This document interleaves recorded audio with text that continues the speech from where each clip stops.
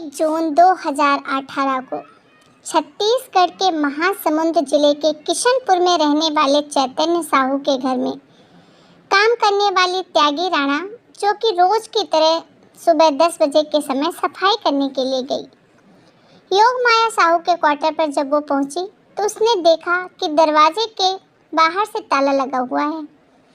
काम वाली बाई त्यागी राणा को बड़ा अजीब लगा, क्योंकि अक्सर तो गेट पर ताला अंदर की तरफ से लगा रहता था और इस ताले की चाबी एक त्यागी राणा के पास भी रहती थी।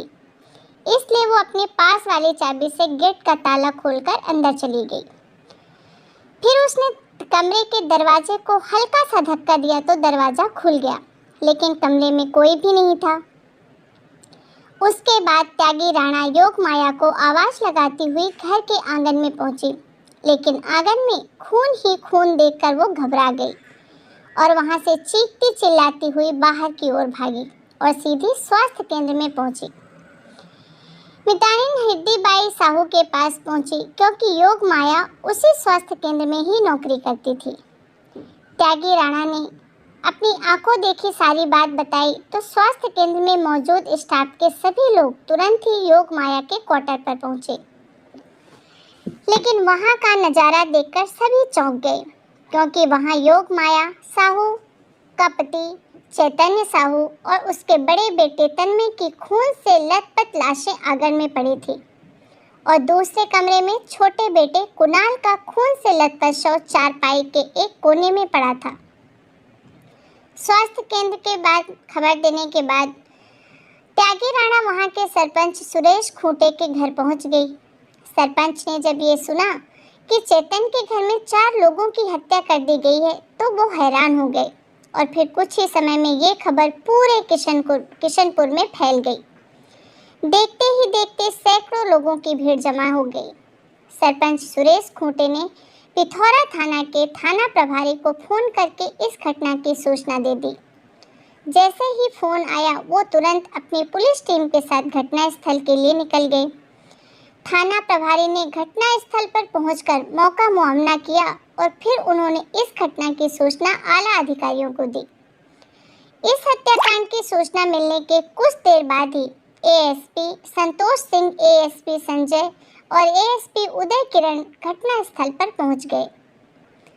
पुलिस अधिकारियों ने वहां का मुआयना किया और आंगन में फैला हुआ खून देखकर ऐसा लग रहा था कि जैसे इस घटना को 3 या 4 घंटे पहले ही अंजाम दिया गया हो। योग माया, उनके पति चैतन्य साहू और बड़े बेटे तन्मय का शव तो एक साथ ही पड़ा था और उन शवों से थोड़ी दूर खून से सना हुआ एक फावड़ा भी पड़ा था और इससे ये तो साफ हो रहा था कि हत्यारे ने इसी फावड़ा से हत्या की है। इसके बाद जब पुलिस ने घर की छानबीन की तो कमरे में लोहे की अलमारी खुली हुई थी और उसमें रखा सामान फर्श पर और बिस्तर पर बिखरा पड़ा था। ये सब देखकर यही अनुमान लगाया कि शायद हत्यारे चोरी की नियत से ही घर में घुसे होंगे। खैर, जब जांच आगे बढ़नी शुरू हुई, साथ ही चैतन्य के घर वालों को भी जानकारी दी गई। उनके घर वालों से पूछा गया कि किसी से कोई रंजिश या झगड़ा चल रहा था क्या, तो परिवार वालों ने साफ मना कर दिया। साथ ही गांव वालों ने भी बताया कि इन लोगों का व्यवहार सभी से बहुत अच्छा था, क्योंकि वो दोनों ही स्वास्थ्य केंद्र में काम करते थे। इसलिए वो दोनों किसी की मुसीबत में होने पर दोनों पति पत्नी उसकी मदद करने पहुंच जाते थे। फिर इस वारदात को अंजाम किसने दिया, यानी कि इस केस की गुत्थी बहुत उलझी हुई थी और सबसे अजीब बात ये थी कि हत्यारों ने पुलिस को गुमराह करने के लिए इस घटना को लूटपाट का रूप देने की कोशिश की। यानी घर का सामान तो बिखरा था, लेकिन सारा का सारा सामान घर में ही मौजूद था। और इस घटना के 3 दिन बाद, यानी कि 3 जून की शाम को पुलिस ने शक के आधार पर किशनपुर के ही रहने वाले 3 व्यक्तियों को गिरफ्तार किया। उनसे पूछताछ की, लेकिन संदिग्धों से पूछताछ में जब कोई नतीजा नहीं निकला तो उन्हें छोड़ दिया गया। यानी कि जांच जहां से शुरू की गई थी, पुलिस वहीं आकर फिर खड़ी हो गई। फिर चैतन्य की कॉल डिटेल्स निकालकर जांच शुरू हुई तो सुई एक नंबर पर अटकी। फिर पता चला कि वो नंबर किशनपुर में ही रहने वाले धर्मेंद्र बहिरा के नाम पर रजिस्टर्ड है। धर्मेंद्र बेहरा के बारे में पुलिस को पता चला कि धर्मेंद्र प्लम्बर का काम करता है और 5 जून 2018 को पुलिस ने धर्मेंद्र बेहरा को उसके घर से अरेस्ट कर लिया। इसके बाद एएसपी संजय ने उससे सख्ती से पूछताछ शुरू की और धर्मेंद्र से कहा कि अच्छा ये बताओ कि तुमने साहू परिवार को कितने दिनों से जानते हो। धर्मेंद्र ने हाथ जोड़कर जवाब दिया कि साहब वो मेरे पड़ोसी थे, इसलिए मैं उन्हें काफी लंबे समय से जानता था। फिर एसपी ने उनसे सवाल किया कि तुम्हारी जान पहचान तो उनके घर में हमेशा की आनी जानी होगी। तो उसने बोला नहीं साहब, मेरी कोई अच्छी जान पहचान ऐसे नहीं थी, पर हाँ कभी कभार मेरा आना जाना था। फिर उनसे पूछा गया कि 30 और 31 मई की रात तुम कहाँ थे? तो उसने कहा मैं घर पर ही था। लेकिन जब कड़ाई से पूछताछ हुई तो उसने जो खुलासा किया वो रोकटे खड़े करने वाला था। इस बारे में पुलिस पूछताछ से पता चला कि महज चंद रुपयों के लिए उसने हंसते खेलते पूरे परिवार को मौत के घाट उतार दिया। पूछताछ में पता चला कि 40 वर्षीय चैतन्य साहू मूल रूप से छत्तीसगढ़ के रायपुर का रहने वाला था और इसी जिले में आरंग की रहने वाली योग माया से उसकी शादी सन 2008 में हुई थी। शादी के बाद चैतन्य के 2 बच्चे भी थे और उनकी जिंदगी खुशियों से भरपूर थी। वह दोनों बच्चे ठीक से परवरिश करने में लगे थे और वहीं स्वास्थ्य केंद्र में दोनों जॉब करते थे और इसी उप स्वास्थ्य केंद्र के पास में ही 28 साल का धर्मेंद्र बेहरा भी अपने परिवार के साथ रहता था और वो एक प्लम्बर था। लोग अक्सर उसे बुलाकर अपने घरों में काम करवाते थे। योग माया के यहाँ भी उसका आना जाना था। फिर एक दिन योग माया के क्वार्टर में पानी का नल खराब हो गया तो चेतन ने धर्मेंद्र के घर जाकर उसे नल ठीक करने के लिए कहा। धर्मेंद्र ने क्वार्टर का नल ठीक कर दिया और उसकी मजदूरी 150 रुपये बताई। चैतन्य साहू ने उसे अगले दिन आकर पैसे लेने के लिए कहा तो धर्मेंद्र बिना कुछ बोले मुस्कुराता हुआ वहां से चला गया। फिर जब अगले दिन धर्मेंद्र अपनी मजदूरी के पैसे लेने चैतन्य के क्वार्टर पर गया तो चैतन्य घर पे ही था, लेकिन आज भी उसने ये कह दिया कि शाम को पैसे लेकर आना क्योंकि मैडम के पास पैसे नहीं हैं और वह भी घर पर नहीं है। ये सुनकर धर्मेंद्र को बहुत बुरा लगा, लेकिन पड़ोसी होने की वजह से वो बिना कुछ कहे वापस लौट गया। उसके बाद ऐसे ही करते करते कई दिन बीत गए और चेतन हर दिन कोई न कोई बहाना बनाकर धर्मेंद्र को घर से वापस लौटा देता और पैसे नहीं देता था। और फिर बाद में चेतन ये कहने लगा कि मैं 50 रुपये ही दूंगा, तुमने काम 50 का किया है तो उसका मैं 150 क्यों दूं? और उसी बात पैसों को लेकर चैतन्य और धर्मेंद्र के बीच विवाद बढ़ गया। धर्मेंद्र ने चैतन्य साहू को धमकी दी कि वो अपनी मजदूरी तो लेकर ही रहेगा। फिर चैतन्य ने भी कह दिया कि तुम्हें जो करना है कर लो, मैं 50 रुपये से ज़्यादा फूटी कौड़ी भी नहीं दूंगा। और इसके बाद योग माया भी अपने पति के ही पक्ष में बोलने लगी, यानी कि मजदूरी को लेकर दोनों के बीच बात इतनी बढ़ गई कि धर्मेंद्र ने सोच लिया था कि चाहे कुछ भी हो जाए लेकिन वो अपनी मेहनत के पैसे तो लेकर ही रहेगा। और धर्मेंद्र ने मन ही मन में ये भी सोच लिया था कि उसे क्या करना है।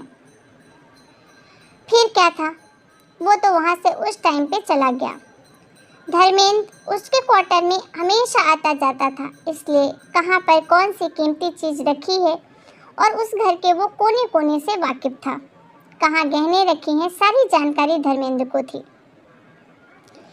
फिर धर्मेंद्र ने चोरी करने की योजना बनाई। योजना के मुताबिक 30 मई 2018 की रात धर्मेंद्र बेहरा चैतन्य साहू के सरकारी क्वार्टर में चुपके से पीछे के दरवाजे से घुस गया। उसने अपने एक साथ फावड़ा भी रख रखा था अपने बचाव के लिए। जब दबे पांव क्वार्टर में घुसकर मुआयना किया तो उसने देखा कि सब लोग गहरी नींद में सो रहे हैं। फिर वह बीच में कमरे में रखी अलमारी के पास गया और अपनी मास्टर चाबी से अलमारी खोलने लगा। तभी चाबी की आवाज़ सुनकर चैतन्य की नींद खुल गई। वो उठकर उस तरफ चला गया जहाँ से उसे आवाज़ आ रही थी और जैसे ही कमरे में पहुँचा और वहाँ पे धर्मेंद्र को देखकर वो चौंक पड़ा। लेकिन जब धर्मेंद्र की नज़र चैतन्य साहू पर पड़ी तो वो बुरी तरह से डर गया और घबरा गया कि अब तो उसकी चोरी पकड़ी गई। और इसी घबराहट में जब उसे कुछ समझ नहीं आया तो उसने फावड़े से चैतन्य की गर्दन पर ताबड़तोड़ कई बार हमले कर दिए और चैतन्य साहू चीखता हुआ वहीं पर फर्श पर गिर गया।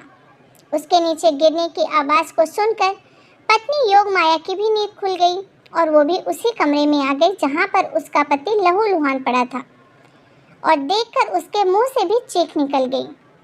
धर्मेंद्र योग माया को सामने देखकर घबरा गया और उसने घबराहट में योग माया के गर्दन पर भी फावड़े से ताबड़तोड़ वार करके उसे भी मौत के घाट उतार दिया।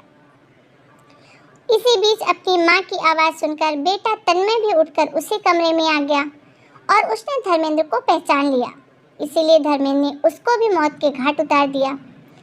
उसके बाद वो तीनों शवों को घसीटकर आंगन में ले गया। चैतन्य का एक और बेटा कुणाल अब भी जिंदा था। वह कमरे में सो रहा था। धर्मेंद्र को डर था कि कुणाल उसे पहचानता है और अगर वो जिंदा बच गया तो फिर उसने किसी को भी बता दिया तो उसे जेल जाना पड़ जाएगा। यानी उस समय धर्मेंद्र की खोपड़ी ऐसी खराब हो चुकी थी कि वो ये भी नहीं समझ पाया कि जब बच्चा गहरी नींद में सो रहा है, उसने कुछ करते देखा ही नहीं तो किसी को क्या बताएगा। फिर पागल हो चुका धर्मेंद्र उस कमरे में गया जहाँ कुणाल सोया हुआ था और उसे सोते हुए उसने फावड़े से वार करके उसे भी मार डाला और उसके शव को उसी बिस्तर पर छोड़ दिया। उन चारों को मौत के घाट उतारने के बाद हैवान बन चुका धर्मेंद्र का होश आया तो चारों तरफ खून ही खून देखकर वो घबरा गया और फावड़ा वहीं आंगन में छोड़कर वहां से फरार हो गया। लेकिन अब उसे पछतावा हो रहा था कि क्रोध में आकर वो कितना बड़ा पाप कर चुका है और चंद रुपयों के लिए उसने एक हंसते खेलते परिवार की दुनिया ही उजाड़ दी। लेकिन अब उसके पश्चाताप से क्या करना, जो होना था सो हो चुका। यानी कि साहू परिवार की तो पूरी दुनिया ही उजड़ चुकी थी। फिर 5 जून 2018 को पुलिस ने धर्मेंद्र बेहरा को अरेस्ट कर जेल भेज दिया था। लेकिन चैतन्य साहू के पिता बाबूलाल साहू पुलिस की जांच से संतुष्ट नहीं थे, इसलिए उन्होंने अपने वकील राघवेंद्र प्रधान के माध्यम से हाई कोर्ट में याचिका दाखिल की और चैतन्य साहू के परिजनों ने पुलिस की बताई गई थ्योरी के अलावा कई बिंदुओं पर भी सवाल खड़े किए और फिर इस मामले की सुनवाई जज गौतम भादुड़ी की बेंच में तय हुई। परिजनों ने ये आरोप लगाया था कि पुलिस इस मामले की जांच ठीक से नहीं कर रही है और फिर सुनवाई के दौरान प्रथम बेंच जज गौतम भादुड़ी की बेंच ने इस मामले को गंभीरता से देखते हुए सीबीआई जांच के आदेश दे दिए और परिजनों का ये भी कहना था कि 4 लोगों को इतनी बेरहमी से एक व्यक्ति कैसे मार सकता है। इसके बाद परिजनों के बढ़ते दबाव के चलते पुलिस ने आरोपी धर्मेंद्र का नार्को टेस्ट करवाया, जिसमें उसने और भी 4 आरोपियों के नाम बताए। इसके बाद धर्मेंद्र के बयान के आधार पर पुलिस ने फूल सिंह यादव, गौरी शंकर केवट, सुरेश खूंटे और रामपुर के अखंडल मानी को लोगों को अरेस्ट कर जेल भेजा। ये कोर्ट में अभी भी केस चल रहा है, यानी कि अंतिम फैसला अभी आना बाकी है। इस घटना को याद करके आज भी किशनपुर के लोग कांप जाते हैं। लेकिन इस केस की सबसे अजीब बात यही है कि हत्या की इस घटना के पीछे का सच आज तक भी एक रहस्य बना हुआ है।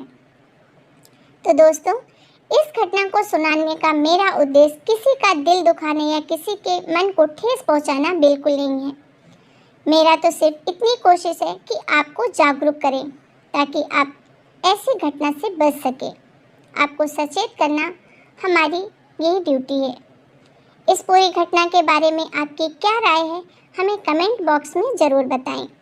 और अगर हमारा वीडियो, हमारी ये मेहनत और हमारी ये कोशिश आप लोगों को पसंद आई हो तो प्लीज़ हमारे चैनल को लाइक करें, सब्सक्राइब करें और साथ ही इस कहानी को ज़्यादा से ज़्यादा लोगों तक शेयर करें ताकि आपके पड़ोसी, आपके रिश्तेदार, आपके दोस्त भी ऐसी घटना से अवगत हो सकें। तो आज की कहानी यहीं समाप्त होती है। तब तक के लिए आप सतर्क रहें, सुरक्षित रहें। जय हिंद, जय भारत।